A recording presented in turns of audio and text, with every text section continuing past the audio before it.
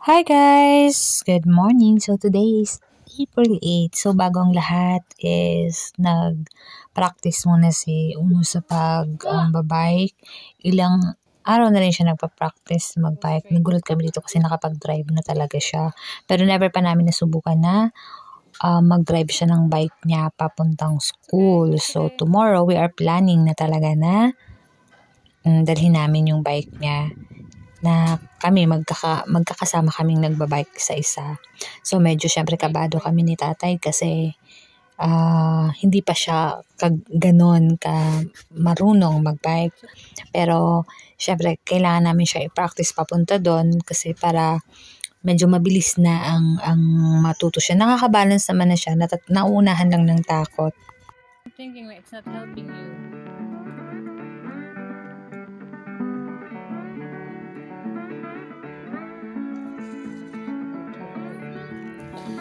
So yun, lumabas na kami ngayon para subukan talaga yung kanyang pagdadrive. So okay naman, nilagay ko lang yung telepono ko sa basket ng bike ko at si tatay naman is nasa unahan niya. Sobrang yung feeling namin ni tatay dito is kakaiba talaga. Sabi nga ni tatay niya, ito yung best ever na natanggap niya na gift from Uno kasi natuto si Uno magbike. Ang laking bagay kasi talaga pag natuto siya magbike kasi mahal ang pamasahe dito. Although halos lahat naman ng estudyante is nagbabike, syempre kami gusto din na aside sa matuto siya magbike at makatipid kami sa pamasahe, yung self-confidence dagdag din yun kasi medyo may pagkamahina itong aking panganay na to. So medyo iba nga yung attitude niya nung nakapag-drive na siya ng bike eh. Sobrang happy ko at excited kami sa pagpasok ng school kasi magbabike na kaming tatlo. Si Dos naman is yung next na tuturuan namin. Nakakapag-bike naman si Dos pero yung meron pang 3 wheels sa likod.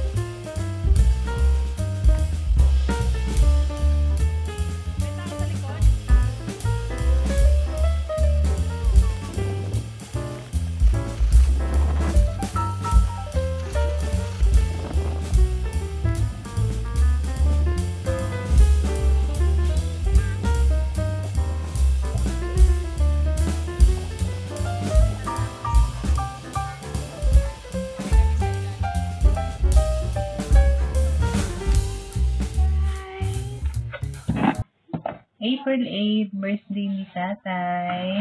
So, bumili ako ng pang steak. 700 grams. Nabili ko siya ng 8 euro lang.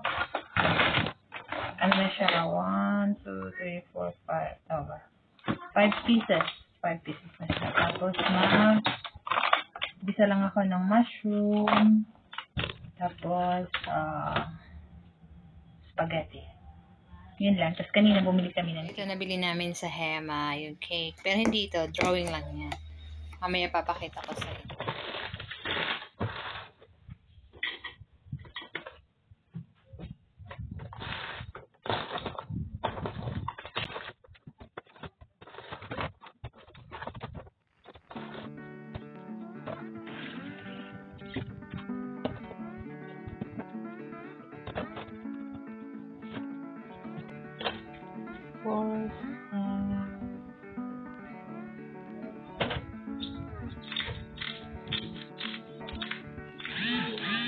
Dapat magluluto ako ng chicken.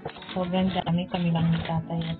Apat lang kami, 2 bata. At hindi naman sila malakas kumain. Kaya, ito na lang muna. Tsaka spaghetti. Kasi pag nagluto pa kami ulit ng chicken, mas maraming susobra na naman.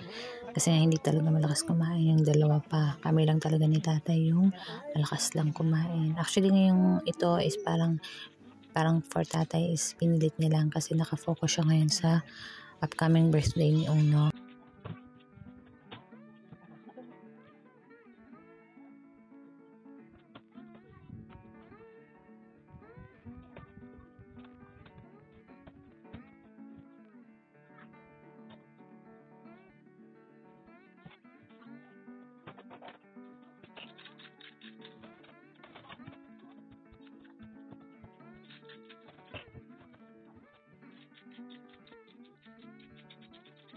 I make Daddy's birthday. Yeah, okay, Joe.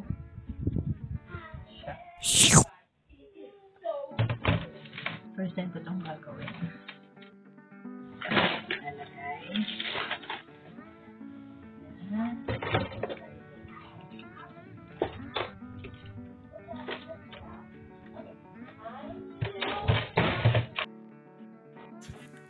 Mas okay dito kumain na lang sa loob ng bahay at magluto kasi mas makakatipid at maluluto nyo pa yung gusto nyong lutuin at makakain nyo yung gusto nyong kainin.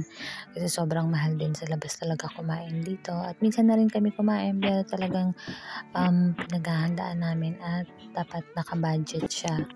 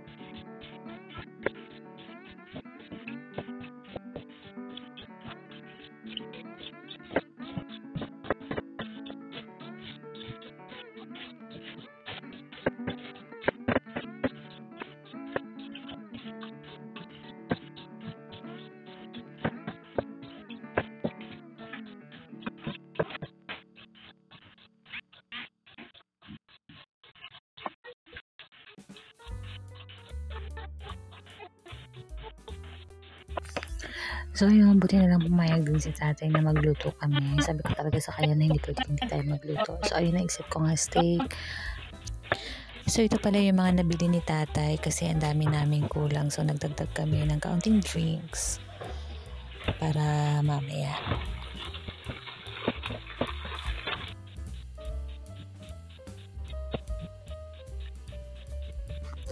So dahil first time ko talaga magluto ng steak, hindi ko alam kung tama itong ginagawa ko at hindi ko rin alam kung tama yung nabili ko kasi marami siyang klase dun sa pinagbilhan ko. So sana tama to. Ito talaga yung pinili ko kasi parang feeling ko lahat laman.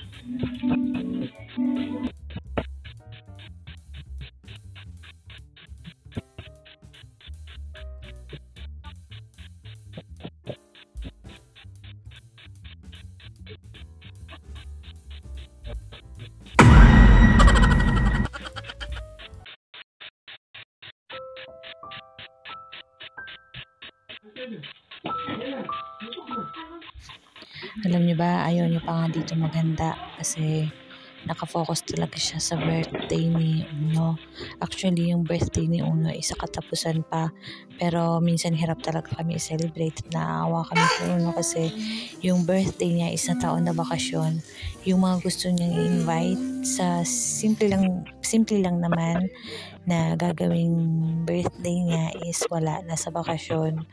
And aside doon, minsan pangit yung panahon. And pangalawa, mag-King's Day na, parang lahat ng tao is busy for upcoming King's Day. Kaya parang dito nakafocus siya sa birthday ni Uno. So sabi ko naman sa kanya na kahit maganda tayo, kahit sa bahay lang, okay lang naman. Kasi kahit pa paano birthday niya 8 yun April 8. Sayang naman pag hindi kami makapag-celebrate.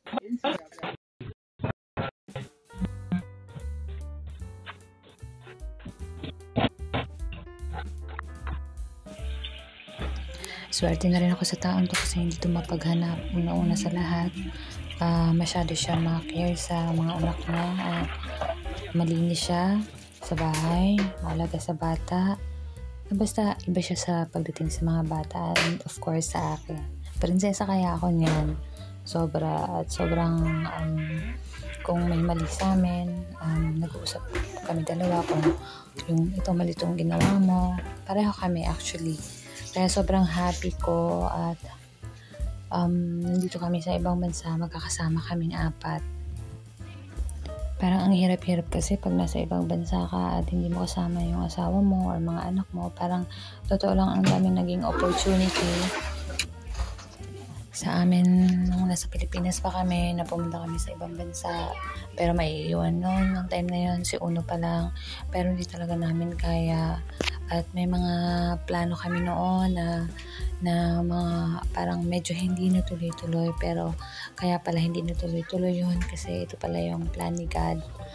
At aside doon, hindi rin biro yung dinanas namin dito. So parang after 1 week namin, parang doon na nag-start lahat ng kalbaryo, kumbaga. Pero lahat talaga may rason. Lahat may rason kung bakit nangyayari to. Minsan nahuhusgahan tayo pero hindi nila alam kung ano yung likod nun, nung anong story nun. Bakit nangyari yon. Pero sobrang thankful din kami na nangyari yon kasi part pala siya ng kumbaga part siya ng pagbabago ng lahat.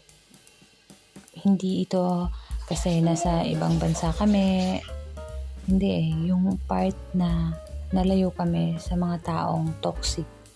Kaya hindi rin talaga biro, lalo na yung asawa ko, yung naramdaman niya, yung naranasan niya, hindi biro lahat. Kaya kung ano man ang mayroon siya ngayon, deserve niya yun.